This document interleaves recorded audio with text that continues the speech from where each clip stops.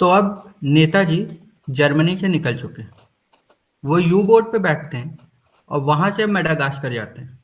Madagascar से वो submarine में ट्रांसफर होते हैं। वो भी एक कहानी है कि कुछ ऐसी चीज होती है जो उन्होंने पहली बार अटेम्प्ट की है, या किसी ने भी पहली बार अटेम्प्ट की।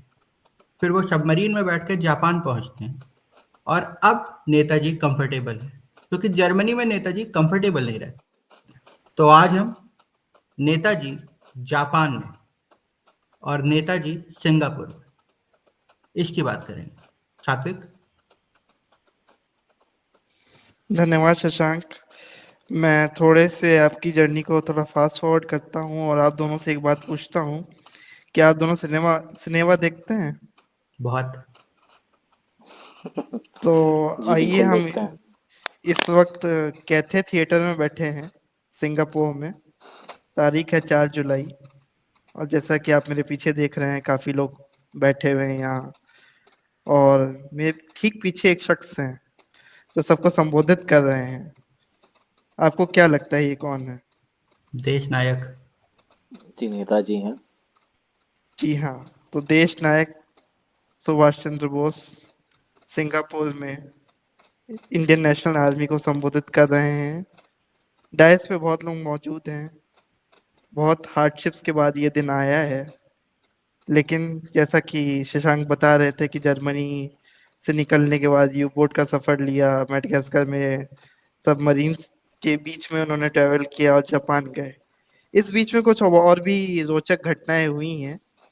तो जैसा कि बर्लिन कोस्ट से जब वो निकलते हैं, तो वो एक यू बोट के समूह के साथ जब वो निकलते हैं, तो काफी लंबा रूट वो लेते हैं मेडागास्कर पहुंचने के लिए।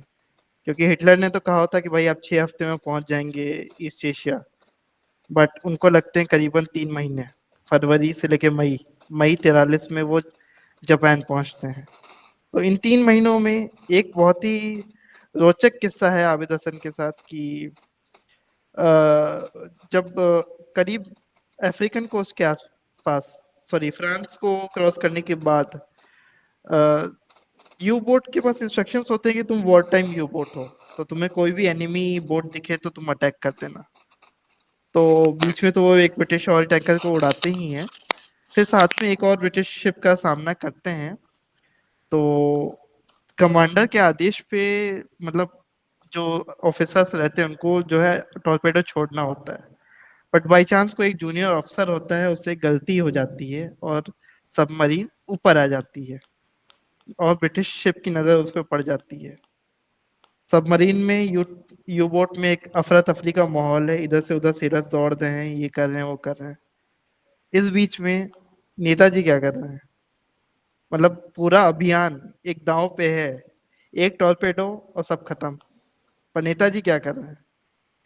नेताजी आबिद हसन को एक स्पीच लिखवा रहे हैं जो वो 9 जुलाई को देंगे रानी ऑफ झांसी रेजिमेंट के सामने। वो एक स्पीच लिखवा रहे हैं। आबिद हसन 2 बार चौंक के देखते हैं कि क्या हो रहा है क्या हो रहा है। नेताजी फिर भी उनको बोलते हैं, हसन मैं 2 बार बोल चुका हूँ, ये लाइन ठीक से लिखो। तो आप देख सकते हैं कितना काम और कितने कंपोजर, जहाँ एक तरफ जान माल का कोई उन्हें वो नहीं है कि क्या होगा क्या नहीं होगा, वो अपने काम में संलग्न है। 3 महीने के लॉकडाउन में हम लोग परेशान हो गए कि भाई घर से बाहर निकलने का मौका नहीं मिल रहा है। पर 3 महीने उन्होंने एक सबमरीन के अंदर, जहाँ उनको सोने की स्पेस नहीं थी, खाने का ढंग की व्यवस्था नहीं थी, वहां उन्होंने वो 3 महीने काटे। और फिर जैसे कि शशांक ने बताया, वो जापान पहुंचते हैं मई 43 में। और मई 43 को पहुंचते हैं, बट उनके प्राइम मिनिस्टर तोजो से मुलाकात जून में होती है। पहले वो मैं यहाँ पे और ऐड करना चाहूँगा कि जब वो पहुँचते हैं मेडागास्कर और वहाँ से उनको अब जापानीज सबमरीन में आना है, तो वो ये शिफ्ट कैसे होता है? ये शिफ्ट क्या होता है कि नेताजी एक लाइफ सेविंग बोट पे उस पे बैठते हैं और वहाँ से जर्मन यू बोट से लाइफ सेविंग बोट पे बैठते हैं और वहाँ से वो जाते हैं जापानीज सबमरीन में। और ये उससे पहले कभी ट्राई नहीं किया गया था। ये पहली बार होता है और ये पहली बार नेताजी करते हैं, जो कि बहुत ही एक, मतलब आप सोचिए कि आप एक यू बोट पे हैं और वहां से आप एक लाइफ सेविंग बोट पे आ रहे हैं और उस समय गौर करने की बात यह है कि उस समय बहुत ज़्यादा ठंड थी। इतनी ठंड थी कि कुछ जर्मन अकाउंट्स हैं जिसमें ये कहा जाता है कि जो यू बोट की गन गन वो थी गन शिप कहते हैं उसको, बट मतलब जो गन्स लगी रहती हैं यू बोट पे, वो तक जम गई थी। उसमें वो यू बोट से लाइफ सेविंग बोट पे आते हैं और वहां से वो सबमरीन के वहां से वो जापानीज सबमरीन पे जाते हैं।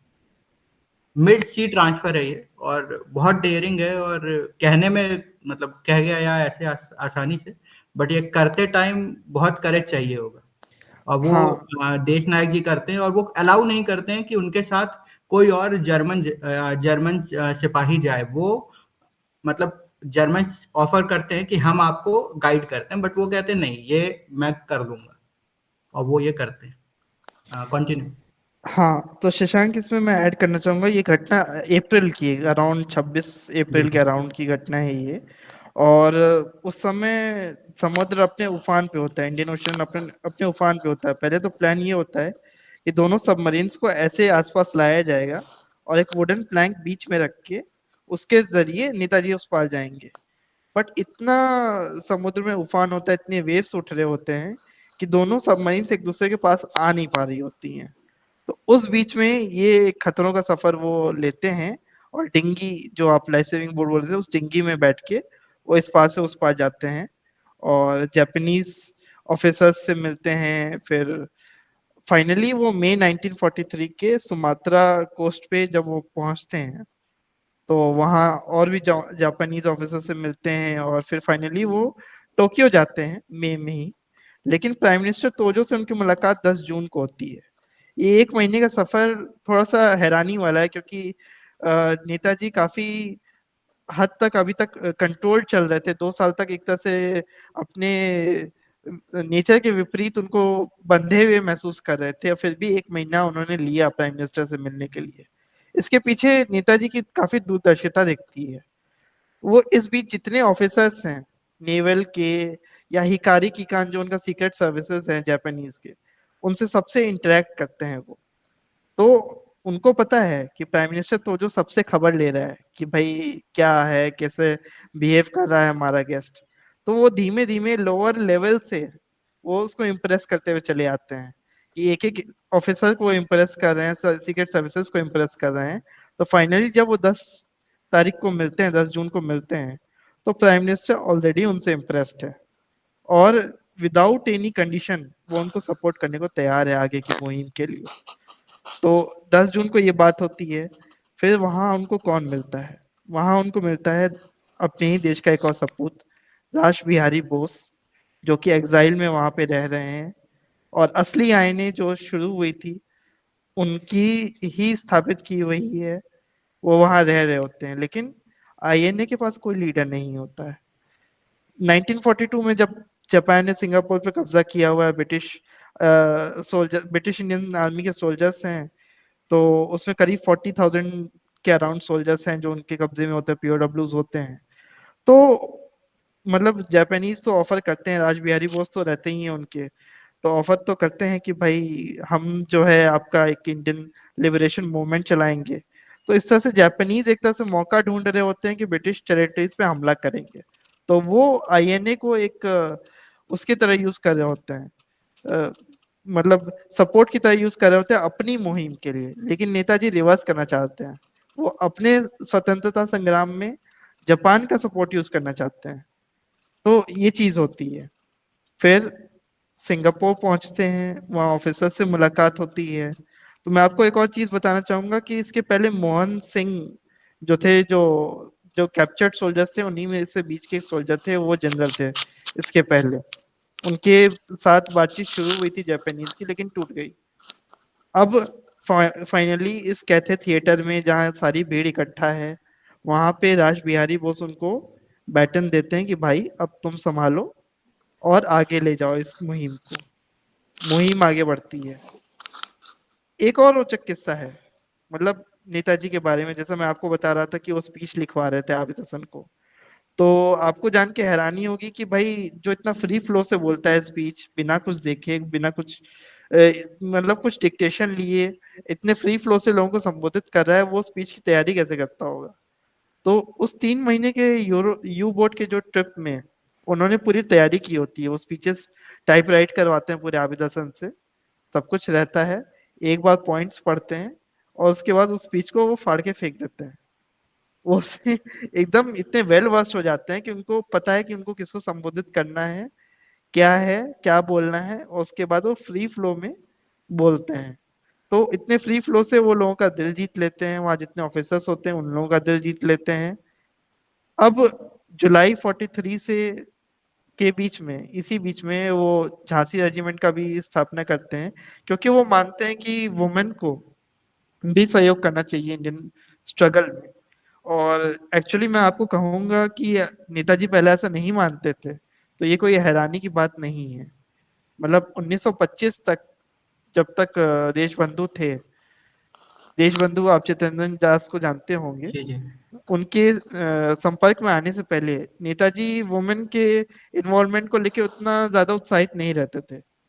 लेकिन जब उनकी उनको वो गुरुजी कहते थे, तो उनके संपर्क में आए, उनके और उनकी वाइफ बसंती देवी के जब उन्होंने डिस्कशंस देखे, तो वो बौद्धी, भाभी को बौद्धी कहते हैं बंगाली में, तो उनसे बहुत इम्प्रेस हुए और उनको लगा कि नहीं, फ्रीडम स्ट्रगल में वुमेन का भी होना बहुत इंपॉर्टेंट है, इसलिए और मेजर। हम्म। कर्नल लक्ष्मी सहगल जो थी, उन्होंने ये कहा भी है कि जब देश नायक जी संबोधित करते रहते हैं रानी लक्ष्मीबाई रेजिमेंट्स के सोल्जर्स को, तो वो उनसे कहते भी हैं कि अगर तुम देश की आज़ादी में, एक तो महिलाएं 50% है आबादी का, और तुम देश की आज़ादी में अगर अपना सहयोग नहीं दोगे, तो तुम देश को आज़ाद होने के बाद अपना हक कैसे मांगोगे।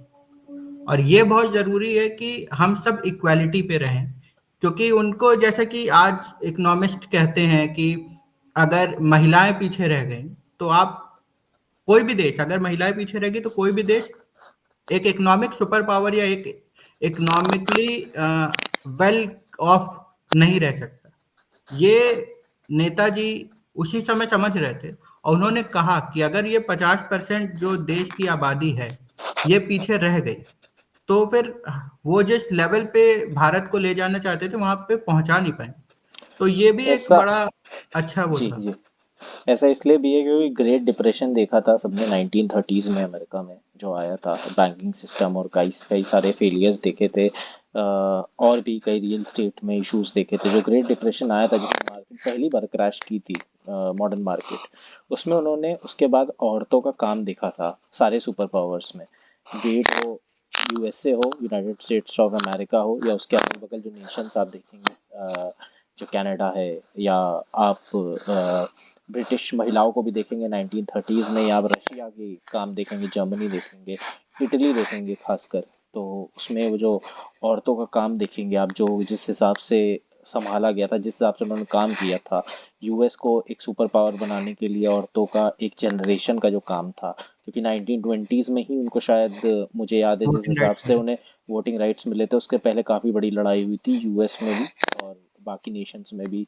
यूएस के अंदर भी और वो बाकी नेशन में। ये बात सिविल वॉर से चलती आ रही थी यूएस के औरतों पे, और उसके बाद उन्होंने काम किया ग्रेट डिप्रेशन में, जिस हिसाब से मॉडर्न लड़की का संभालना होता है घर, तो वो उन्होंने देखा था, उससे उन्होंने कई सारे नोट्स लिए थे। तो नेताजी हमेशा दुनिया को देख के ग्लोबल पॉलिटिक्स की बात करते थे कि नेशन को हम ग्लोबली कैसे आगे बढ़ाया जा सकता है। शायद यही एक रीज़न था कि उनका आज भी जो योगदान था वुमेन रेजिमेंट का आईएनए में, उसको रेप्लिकेट करना एक बहुत आसान बात नहीं है। बिल्कुल। सात्विक, कंटिन्यू करें। हाँ, तो जैसा कि आप लोगों ने कहा, तो इसी से मतलब पहले 50-100 रानियां थी, होते होते होते 1500 रानियां इकट्ठी हो गई थी, रानी ऑफ झांसी रेजिमेंट में। तो ये एक नेताजी की उपलब्धि है और काफी फॉरवर्ड स्टेप है। मतलब उस समय कोई, उस समय क्या, आजकल भी किसी बैटल में आप नहीं देखेंगे कि एडवांस ट्रूप्स में कोई विमेन को शामिल करते हैं, मतलब एडवांस बटालियंस का पार्ट नहीं है वो, एडवांस फोर्सेस का। तो उस समय, आज से करीब 80 साल पहले की ये घटना है। उस समय ये सोचना और ये करना, ये बहुत बड़ी बात थी। जो उन्होंने करके दिखाया। फिर अब 21 अक्टूबर का समय आ चुका है 1943, और इस दिन, ये दिन हमारे लिए बहुत ही महत्वपूर्ण है, क्योंकि आज़ाद हिंद गवर्नमेंट, जो प्रोविंशियल आज़ाद हिंद गवर्नमेंट है, वो आज के दिन फॉर्म होती है 21 अक्टूबर 1943 को। तो इससे नेताजी वर्ल्ड में डिक्लेयर कर देते हैं कि हमारा एक गवर्नमेंट है। वो सिग्नेटरीज ढूंढ रहे होते हैं, और आने वाली नवंबर में जब ईस्ट एशिया कॉन्फ्रेंस होता है शंघाई में, नेताजी खुद भी जाते हैं। काफी लोग आए होते हैं, प्रिंस ऑफ थाईलैंड भी आए होते हैं, बर्मा से कुछ आए होते हैं, और भी एशियन कंट्रीज से लोग पहुंचे होते हैं, ताइपे से पहुंचे होते हैं। तो वहाँ नेताजी का देख के, मैनर देख के सब कुछ लग जाता है कि ये एक फॉर्मिडेबल लीडर है। लेकिन शंघाई जाने के पीछे नेताजी का एक बहुत बड़ा मोटिव रहता है। जैसा कि हमने पिछली चर्चा में भी इस बारे में बात की थी कि 1930s में जो जापान में एग्रेशन था, जापान का एग्रेशन था चाइना में, उसका नेताजी ने खूब विरोध किया था। अब वो जापान से हाथ मिला रहे थे। तो सेकेंड वर्ल्ड वॉर में स्टालिन, यूएस, इंग्लैंड के साथ अगर कोई एक और मोर्चा खुलता था तो वो चाइना से खुलता था। तो चाइना को अपने साथ लेना उनके लिए बहुत महत्वपूर्ण था। तो उनके सहयोगी आबिद हसन को उन्होंने कुछ देर वहीं छोड़ा शंघाई में, ताकि वो धीमे धीमे चाइना से कांटेक्ट बना सके, और समय पड़ने पर वो चाइना में से सहयोग लेने के बाद आगे मुहिम जारी रखें। लेकिन अफसोस कि चाइना से उस समय कोई रिस्पांस नहीं आया, और ये मुहिम वहां पे ठंडी पड़ गई। फिर होते होते नवंबर दिसंबर निकल चुका है। दिसंबर निकलते निकलते जो है, जापानीज इतने इम्प्रेस होते हैं कि वो कहते हैं कि भाई, अंडमान निकोबार आइलैंड आपके जो है हमने 1942 में जो कैप्चर किए थे, वो हम आपको देते हैं एज ए गिफ्ट। तो नेताजी 30 दिसंबर, मतलब हम ईयर एंड न्यू ईयर मनाते हैं, तो 30 दिसंबर को टहलते हुए वहां पे वो अंडमान निकोबार को एक फ्री इंडिया का पार्ट बोलते हैं, शहीद स्वराज आइलैंड के नाम से वो उनका नामकरण होता है। एक अनोखा बहुत अलग सा किस्सा ये है कि जापान ने 42 में कैप्चर जरूर किया था, लेकिन वहां वो अपने स्पाइस बहुत पहले से बिठाना स्टार्ट कर दिया था। मतलब 1941 में एक कपल ब्रिटिशर्स ने पकड़ा था, तो वो फोटोग्राफी करने वहां पे रुका हुआ था। वो कपल तकरीबन 5-6 साल से कपल था वहां पे। तो जब उनको पकड़ा गया और कहा गया कि तुम जासूस हो, तब तक जापान वॉर में घुस चुका था। और वो जोकिंगली वो लोग ये बात कहते हैं कि भैया, आप 5 साल लेट हो, अब अपनी टेरिटरी बचा लो। तो जापान इस तरह से काफी एडवांस था, और काफी क्लेवरली उसने अंडमान निकोबार को कैप्चर किया था। तो यहाँ तक तो नेताजी का काम बहुत आसान था। मतलब उसे जापान ने जितनी प्रोग्रेस की हुई थी, उतनी नेताजी को हैंडओवर हो ही जा रही थी। यहाँ मैं एक और बात ऐड करूंगा। कुछ जापानीज जनरल्स जो उनके अकाउंट्स हैं जो उन्होंने कहा है, उस हिसाब से उन्होंने ये भी कहा है कि पूरे वॉर में अगर कोई एक ऐसा आदमी था जो रियल समुराई स्पिरिट शो करता था, जो रियल समुराई आइडियल्स पे खरा उतरता था, वो देश नायक सुभाष चंद्र बोस जी थे। और जापान का उनको रिस्पेक्ट करना, क्योंकि देखिए हम सभी जानते हैं कि सैमुराइज की कितनी इज्जत है जापान में। और जब वो ये कह रहे हैं कि अगर पूरी वॉर में कोई एक इंसान है जो रियल जो रियल सैमुराई आइडियल्स को रिप्रेजेंट करता है, आइडियल्स पे खरा उतरता है, वो देश नायक हैं, तो ये हाईएस्ट मेरे ख्याल से जापान जो किसी को कॉम्प्लीमेंट दे सकता है या हाईएस्ट रिस्पेक्ट किसी को दे सकता है, वो यही है। और इस वजह से भी जापान, मतलब जो नेताजी को सपोर्ट करता था, जो नेताजी को वो चीज़ें प्रोवाइड करता था जिस तरह से, उसका एक बहुत बड़ा रीज़न ये भी था कि जैसा कि सात्विक ने कहा कि उन्होंने नीचे लेवल से ही, लोअर लेवल से लोगों को इम्प्रेस करना शुरू किया। तो ये जो उनकी क्वालिटी थी और ये जो उनका आया, ये बहुत ही ज़्यादा, मतलब दूरदृष्टि भी कह सकते हैं हम उनकी, और एक तो पर्सनैलिटी भी ऐसी है कि कौन नहीं इम्प्रेस होगा। जी, तो जाहिर सी बात है, असल में हुआ क्या था कि सैमुराई का संबोधन जो उन्होंने दिया गया, जो उनको दिखा जापानीज को, वो सिर्फ करेजियस ब्रेव लीडर्स और जो योगी होते हैं उनको सैमुराई कहा कहते थे, और जो अपना त्याग करके अपनी जिंदगी का दूसरों के लिए काम करते हैं। शायद क्लास देख के नेताजी का ये उनको उन्होंने कंपेयर किया था सैमुराई से, और काफ़ी 1800s में लास्ट एक्टिवनेस देखी गई थी जो रियल सैमुराइज थे। तो 1900s में नेताजी को देख के इसीलिए शायद हाईएस्ट क्वालिटी की रिस्पेक्ट मिलती है उनको जापान से हमेशा। उस वक्त भी मिलती थी, आज भी मिलती है। जी, आबिद हसन के अकाउंट में ये बात थोड़ी साफ है कि मतलब जिस तरह से उनको वार्मली वेलकम किया गया और मतलब उनसे वार्मली ट्रीट किया जा रहा था, तो पहले आबिद हसन ने सोचा कि ये नॉर्मली किसी भी डिग्निटरी को करते होंगे। तो बाद में जब वो फ्रेंडली हो गए ऑफिसर्स वगैरह से, तो उन्होंने ऐसे पूछा कि हमें तो ऐसे वेलकम किया गया था। तब उन्होंने उनको बताया कि नहीं, हम ये वेलकम सबको नहीं देते हैं, ये कुछ रिजर्व लोगों के लिए होता है और आप जिनके साथ आए हैं वो ये वेलकम डिजर्व करते हैं, इसलिए हम उनको ये वेलकम दे रहे हैं। और हीरोज तो वेलकम। सॉरी आप बोले फिर मैं बोल दूं। Heroes welcome. हीरोज वेलकम, बिल्कुल। और जर्मनी में नेताजी काफी अनकंफर्टेबल थे, नहीं? हिटलर भी उनको ज्यादा वो नहीं करता था, बट असल में बात यही है कि रिजीम जो चल रही थी जर्मनी की, लोगों को लगता है कि बहुत दोस्ती में थे, कहा जाता है कि वो तो हिटलर के दोस्त थे। जो रिजीम चल रही थी जर्मनी की, उससे नेताजी कभी खुश नहीं थे, कभी भी खुश नहीं दिखे हैं। बहुत ज़्यादा कंपेयर किया जाता है उस वक्त कई सारे कल्चर्स को। ऑफ टॉपिक बात है, लेकिन जो ज्यूइश उठे हैं उसके बाद इसराइल में, या कई सारे इंडिया के भी ऑर्गेनाइजेशंस रहीं जिन्होंने ह्यूमैनिटी के लिए काम किया, या जिन पे स्टैम्प गलत लगता है, कई सारी रिजीम्स, तो उसको नाजी रिजीम से कंपेयर किया जाता है। उन सारी ऑर्गेनाइजेशंस को अलग अलग जगह की मैं बात करना चाहूँगा, बट नेताजी कभी उससे खुश नहीं थे। नेताजी उसको ऑर्गेनाइजेशन नहीं मानते थे उसको, क्योंकि फेसिज्म काफ़ी एक्टिव था वर्ल्ड में। कोई नई बात नहीं थी उस वक्त कोई ऐसी बात नहीं है, उस वक्त डेमोक्रेसी नई बात थी। तो फेसिज्म काफ़ी एक्टिव था, और जहाँ डेमोक्रेसी थी वहाँ पे भी फुल डेमोक्रेसी नहीं थी। जैसे आपको पता चलेगा कई जगह औरतें वोट नहीं कर सकती, कई जगह आप देखेंगे बाहर के लोग आके अगर कहीं जगह बसे हुए हैं 100 साल से भी, तो वोट नहीं कर सकते। और स्लेवरी एक टर्म था जो काफ़ी एक्टिव था। तो इस बात को लेकर कभी जर्मनी से खुश नहीं थे। कई सारी जर्मनी की चीज़ें थी, जैसे science, police force, army, management, वो सब नेताजी को इम्प्रेस करता था। हाँ, क्योंकि तभी इतनी बड़ा वॉर लड़ भी सकता है जर्मनी। हाँ, वरना नहीं तो अगर आप बात करें आइडियलिज्म की, या जो आइडल्स वैल्यूज थे जर्मनी के, जो उस वक्त की रिजीम जो सोचती थी, उससे नेताजी कभी एक मतलब एक साथ आंख पे आंख मिला के उन्होंने नहीं देखा उसको। वरना और मामला काफी आसान हो जाता उनके लिए, अगर वो सीधे अगर सरेंडर कर देते थे अपने आइडल्स जाके जर्मनी में, तो उनको शायद अलग तरह से ट्रीटमेंट मिलता। लेकिन वो बहुत ही फ्रैंक थे अपने विचारों को लेके, सामने वाले के भी और अपने भी। और उन्हें कहीं ना कहीं ये जरूर लगता था कि हाँ, वो दोनों विचार मिलते नहीं। जी साथी।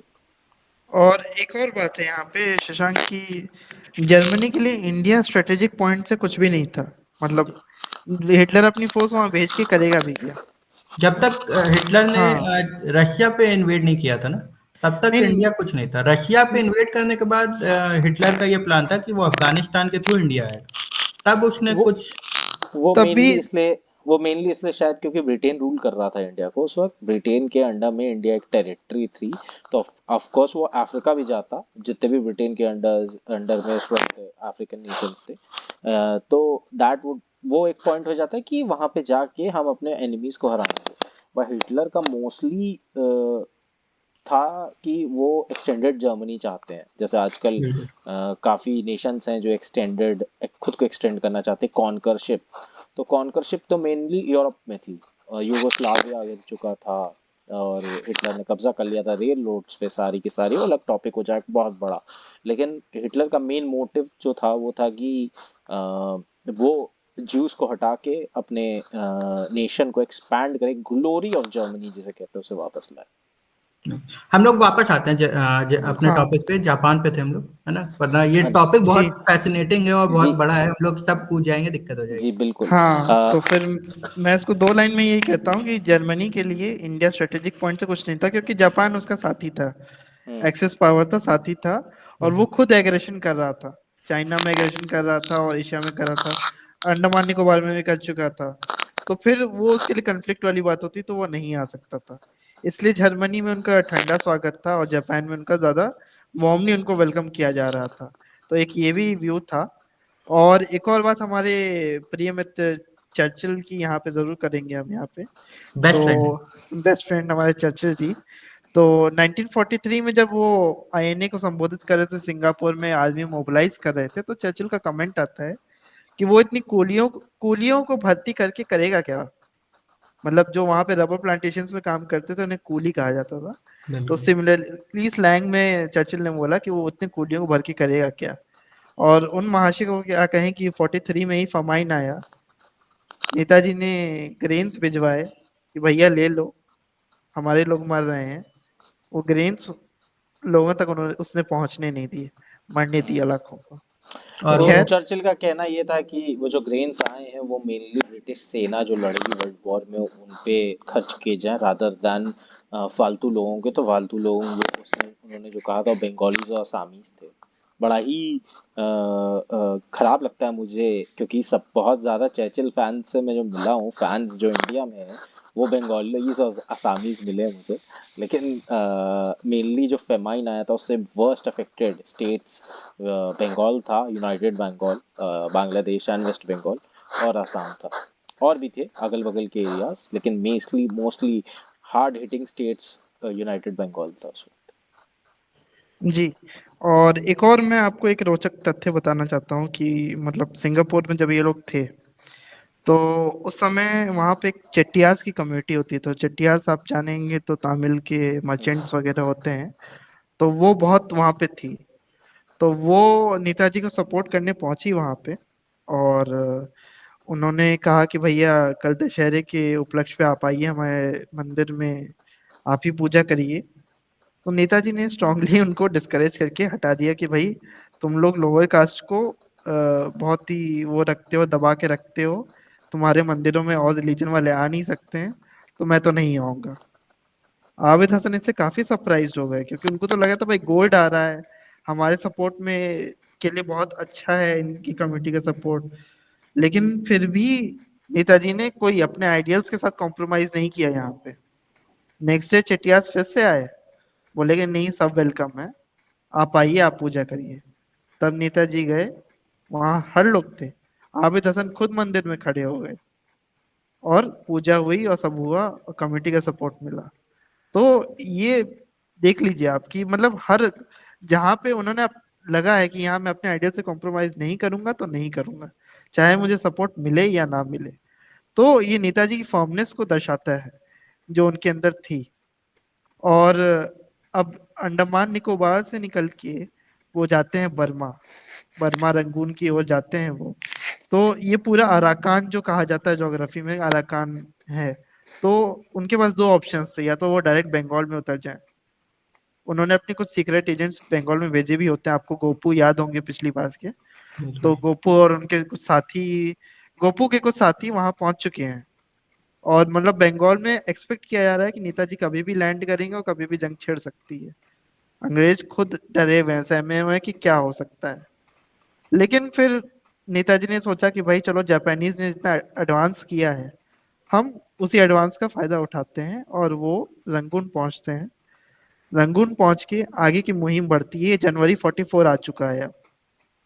आपको अच्छे से पता है पर्ल हार्बर हुए 2 साल बीत चुके हैं। अमेरिका अब युद्ध में अच्छी तरह से कूद चुका है। फिर भी मार्च में एक्सपेंशन होता है, पहला अटैक होता है इंडिया में और बहुत ही सक्सेसफुल अटैक होता है मणिपुर और नागालैंड में। अप्रैल में पालेल में एक बहुत भयंकर युद्ध होता है। पालेल का मैं जिक्र इसलिए कर रहा हूँ क्योंकि पालेल में एक एयर स्ट्रिप है।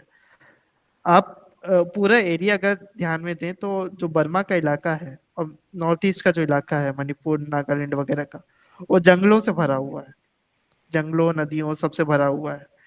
तो वहां पे सबसे ज्यादा खतरा किसी चीज से होता है तो वो एयर रेड से होता है। इंडो अमेरिकन जो भी एयरफोर्स है वो पूरी पूरी रेड पे रहती है। तो पालेल एयर स्ट्रिप को डिस्ट्रॉय करना बड़ा ही जरूरी होता है। एक अटैक होता है और वो विफल हो जाता है। और उसका सबसे बड़ा नुकसान ये होता है कि हमारे एक गरेवाल जी होते हैं, वो उस तरफ जाके मिल जाते हैं। सेना के सारे हाइड आउट्स सब कुछ वो सरेंडर कर देते हैं ब्रिटिशर्स के पास। मुहिम 2 महीने फंस जाती है वहां पालेल में। इनिशियली और जो एडवांसेस हुए होते हैं, आप पूरा रास्ता देखें तो जंगल का रास्ता है। मेन बेस आपका रंगून है, इम्फाल तक जाना है आपको। मॉनसून आता है जून में, लेकिन इस बार मॉनसून पहले आ गया है। मॉनसून इस बार मई में ही आ गया है, जो बारिश हो रही है। अब इस पूरे कच्चे रास्ते पे कोई तो गाड़ी चल नहीं सकती, कुछ आपको सपोर्ट मिल नहीं सकता। राशन रुक गए हैं। जो घुसा था, जहां घुसा था वहां वो फंसा हुआ है। नेताजी फोर्स भिजवा रहे हैं, कुछ जगह लोग बढ़ रहे हैं, लेकिन फिर भी जस की स्थिति बनी हुई है। नागालैंड में ही पास में एक रेल स्टेशन है, दीमापुर। पहला हमला हुआ है अप्रैल में। जुलाई में जब दोबारा हमला तेज होता है, तब तक में 2 महीने इनफ थे। ब्रिटिशर्स ने अपना पूरा राशन बिठा लिया है, अपने और सपोर्ट मंगवा ली है। लेकिन नेताजी और आईएनए के पास ज्यादा सपोर्ट नहीं बचा है। कुछ कुछ पॉकेट्स में जीतते हैं, पालेल का भी बदला लिया जाता है। गरेवाल जी ज्यादा दिन जिंदा नहीं रहते हैं। खैर, वो युद्ध के बाद लाहौर पहुंचते हैं तो बहुत ही सस्पेंसफुल तरीके से सुना गया है कि लाहौर की गलियों में उनकी बॉडी पाई जाती है। तो जरूर कोई ना कोई आईएनए का सिंपथाइजर रहा होगा, जिसको पता लगा और उसने इस बात का उनको सजा दी। खैर, हम वापस युद्ध के मैदान में लौटते हैं। बहुत भारी बारिश हो रही है, राशन नहीं पहुंच रहे हैं। आबिद हसन, जिनको मिलिट्री ट्रेनिंग मिली थी, वो वॉलंटरी करके आते हैं कि भाई हम भी जाएंगे युद्ध के मैदान में लड़ने के लिए। जाते हैं। पल्लेल की दूसरी लड़ाई और नागालैंड में एक लड़ाई में बहुत अहम भूमिका निभाते हैं वो जीतने में। बट स्टिल, इतनी बारिश हो रही है, इतनी बारिश हो रही है, खाने को कुछ नहीं है। घास उबाल के लोग खा रहे हैं। शरीर पे रोज कोई उठता है तो आप जोंक जानते होंगे, लीचेस इंग्लिश में कहते हैं। शरीर पे चिपके हुए हैं, खून सूख रहा है। काफी लोग बीमार पड़े हुए हैं, मलेरिया टाइफाइड सब फैला हुआ है। इस बीच में फिर जुलाई में थक हार के नेताजी रिट्रीट ऑर्डर करते हैं और सेना को रिट्रीट होना पड़ता है, वापस रंगून आना पड़ता है। रंगून आते आते एक ऐसा गांव आता है चिंदविन नदी क्रॉस होते ही, जहाँ उनको खाना मिलता है। 2 महीने की भूखी सेना, 2 महीने की, जो सिर्फ घास पे टिकी थी। एक सिपाही अर्जुन सिंह के मुंह से निकल जाता है, दूध, मेजर साहब दूध। कितनी करुणा है इस वाक्य में। दूध, जो घास पे जिंदा था। इस उस वक्त हेलुजन, उनको दूध में जी अमृत दिख रहा था। जी, उस हेलुजन में वो जी रहे होते हैं, हेलुसिनेट हो गए होते हैं वो। और उस हेलुसिनेशन में जब वो पहुंचते हैं बर्मा, बोस से मिलते हैं, आपको क्या लगेगा कि इतने डिमोटिवेट हो चुके हैं सोल्जर, क्या ये आगे लड़ पाएंगे? क्या इनमें वो ताकत बची है? ऐसा कहा भी जाता है कि आर्मी दो ही चीज़ों पे लड़ती है, एक एम्यूनेशन और दूसरा फूड। फूड बहुत ज़रूरी है, लेकिन उसके बावजूद भी लड़ते हैं लोग।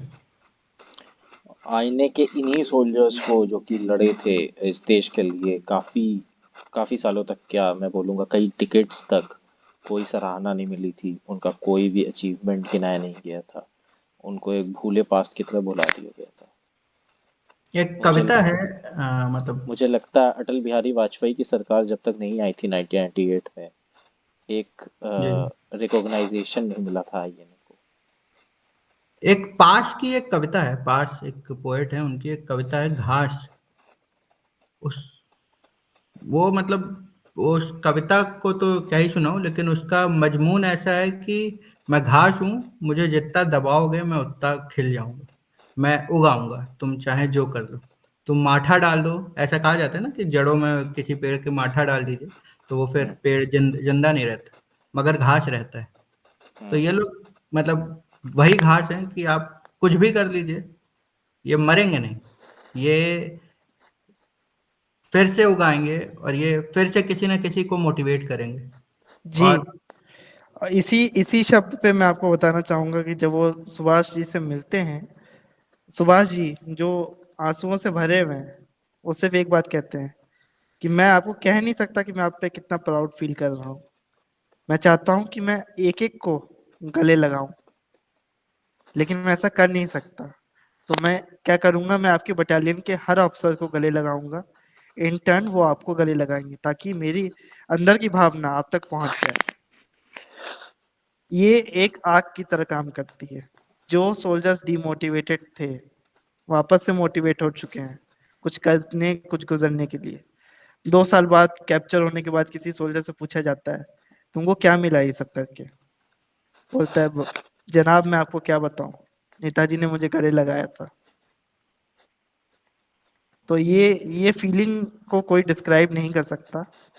ये करना सिर्फ एक देश नायक के ही बस की बात है। बस की बात है। और मतलब यहाँ पे मैं आपको बताऊंगा कि जापान भी रिट्रीट कर रहा है, जापान भी उधर से रिट्रीट कर रहा है। उसको लग रहा है कि अमेरिकन एयरफोर्स अब भारी पड़ रही है, तो वो रिट्रीट कर रहा है।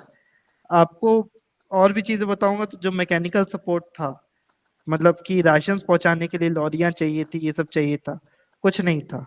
नेताजी के पास एक उनकी स्टाफ कार थी, वो भी नेताजी कई बार पैदल ही चलने लगते थे उन लोगों के साथ, या वो खराब पड़ गई तो ढकेलने लगे। रंगून की गलियों में किसी ने उनको देख लिया कि ढकेल रहे हैं, उस अमीर आदमी ने उनको गाड़ियां गिफ्ट की। पता लगा फ्रंट से कोई सोल्जर आया, बोला अरे तुम्हारे पास तो स्टाफ कार नहीं है, ले जाओ, मेरी गाड़ी नहीं है, ले जाओ। इस तरह से 12 बार ये हरकत घटना हुई है कि नेताजी अपनी वो खराब गाड़ी को ढकेल रहे हैं रंगून की गलियों में। कोई ना कोई जो है उन्हें डोनेट कर रहा है, और वो गाड़ियां वो मोबिलाइजेशन में दे रहे हैं ताकि कुछ तो मदद हो सके। लेकिन वो मदद भी काफी नहीं थी। ऊँट के मुंह में जीरे वाली बात है ये। मदद भी काफी नहीं थी, मोबिलाइजेशन हो नहीं सकता था। वो जो कच्चा रास्ता था वो एक तरह से दलदल बन गया था, राशन नहीं पहुंच पा रहा था, हम आगे नहीं बढ़ पा रहे थे, बहुत सारे स्ट्रगल्स हो गए। फाइनली आबिद हसन से नेताजी ने पूछा कि मुझे कोई नहीं बता रहा है, तुम बताओ कि क्या हुआ था तुम लोगों के साथ। तो आबिद हसन बोलते हैं,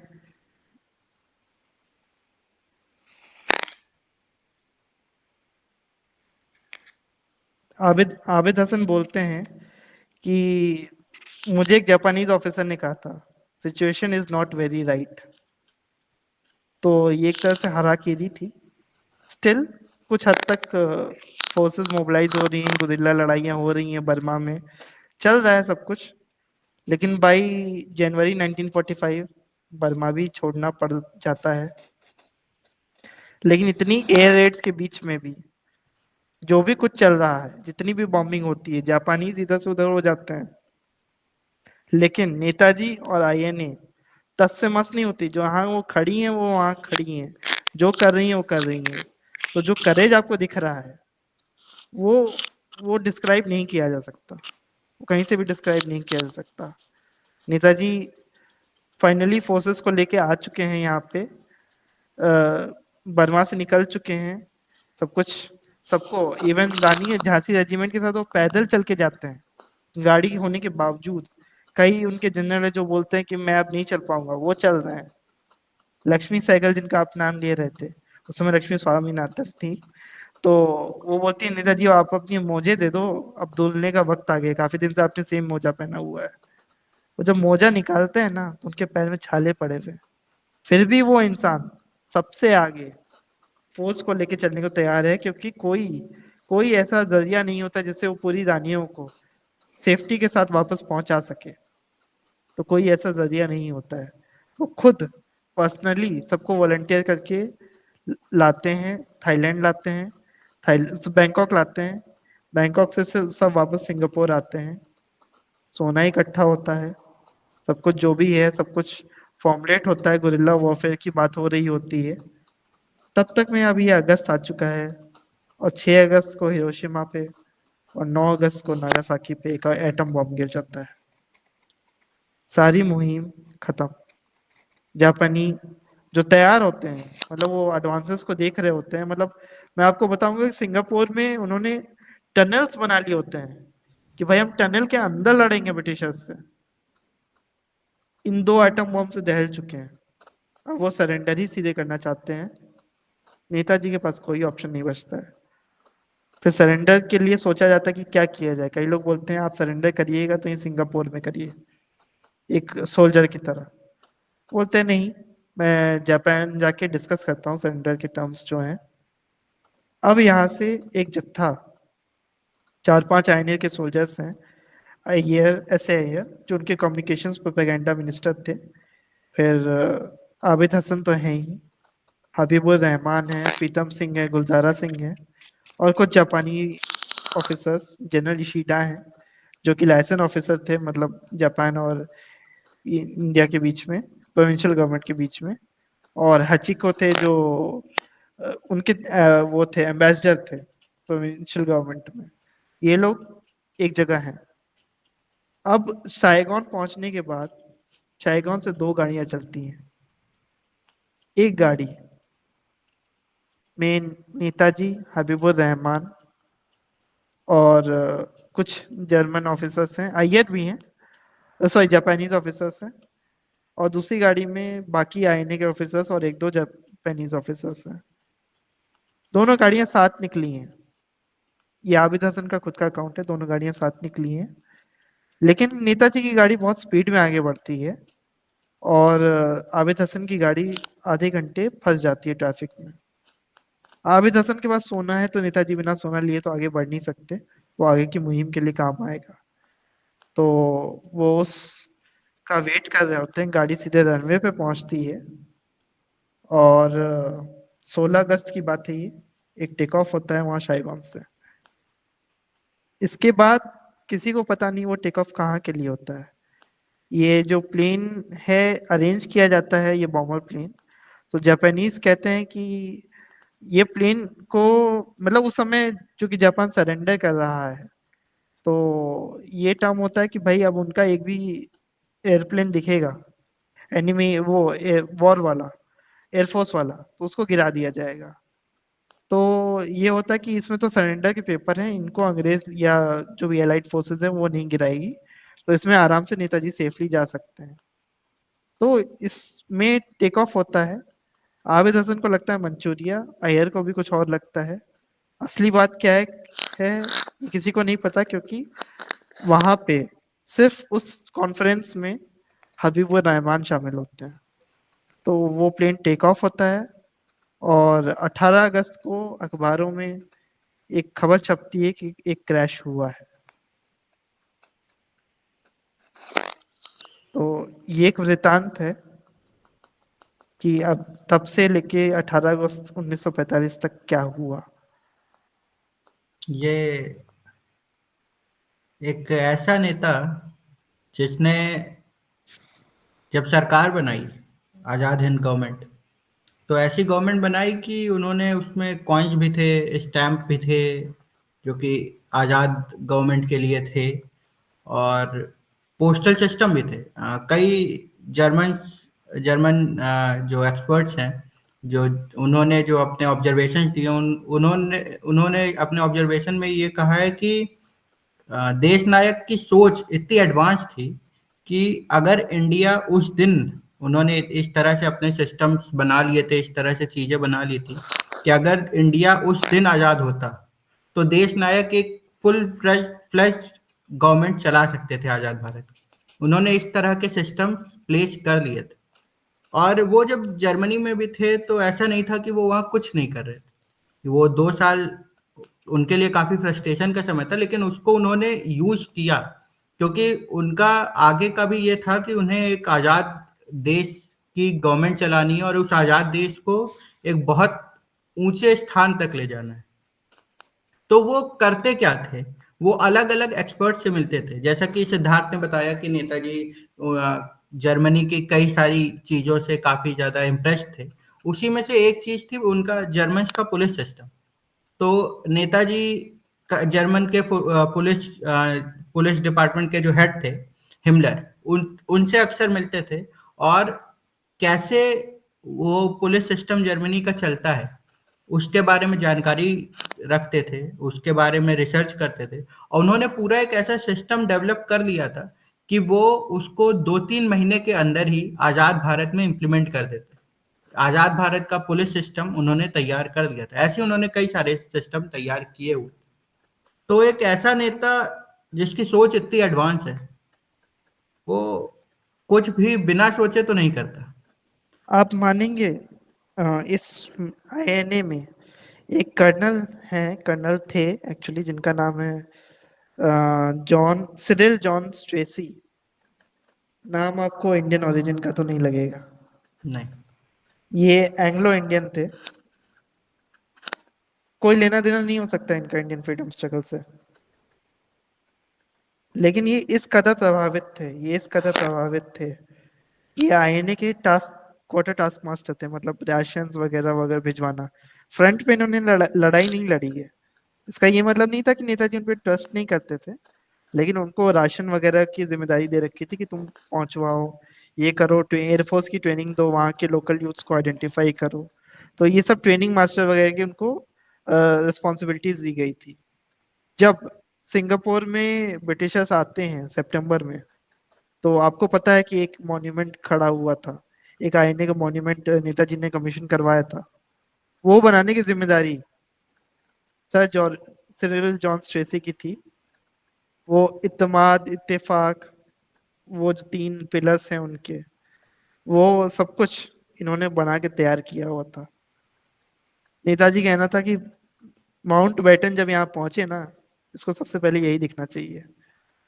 अफसोस की बात है कि 18 अगस्त को जब ये तैयार हुआ, तो उस वक्त एक दुखद न्यूज पहुंची लोगों के सामने। काफी लोग इमोशनल थे वहां पे, काफी लोग जमा भी हो गए थे, और ब्रिटिशर्स ने वहां पहुंचने के बाद उसको बॉम्ब से उड़ा दिया, बूम, चिथड़े उड़ गए।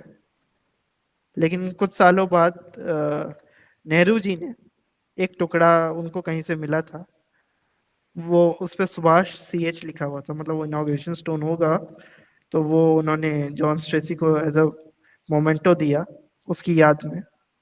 और एक घटना जो इससे कोई वास्ता नहीं रखती है, लेकिन मैं बताना चाहूंगा कि लोकल्स जब जमा हो गए थे वहां पे और वहां पे विस्फोट हुआ, तो पब्लिक में से किसी ने गाली देते हुए कहा, इस माउंट बैटन को भी कोई उड़ाते हैं। 1979, इस घटना के 24 साल बाद, अपने प्राइवेट बोट पे छुट्टी मना रहा था माउंट बैटन। और आयरिश के बारे में आपको पता है, आयरिश रेवोल्यूशनरीज थे, बिल्कुल, बिल्कुल। उनके बोट में ही बॉम्ब लगा दिया गया और उनके चिथड़े उड़ गए। तो पता नहीं कर्मा और जो बात है वो यहाँ को रिलेट होती है या नहीं होती है, लेकिन उसका भी अंत वैसे ही हुआ जो उसने किया जीवन पर। जी, हमेशा वापस लौट के कुछ ना कुछ ज़रूर आता है, चाहे वो अच्छा हो या बुरा हो। खैर, 18 अगस्त 1945 और प्लेन क्रैश हो चुका है, और शायद आगे की बातें आगे ही हों तो अच्छा है। आगे की बातें आगे ही हो तो अच्छा है। जापान के टोक्यो में रिंकोजी टेम्पल है। वहाँ पे ऐसा कहा जाता है कि नेताजी के, देश नायक जी के एसेज हैं, मगर क्या सही में है? क्योंकि जस्टिस मुखर्जी जो हाई कोर्ट के जस्टिस थे, और उन जो जस्टिस मुखर्जी कमीशन थी, उसकी फाइंडिंग के हिसाब से वो रिमेन्स नेताजी के तो नहीं, तो वो किसके हैं?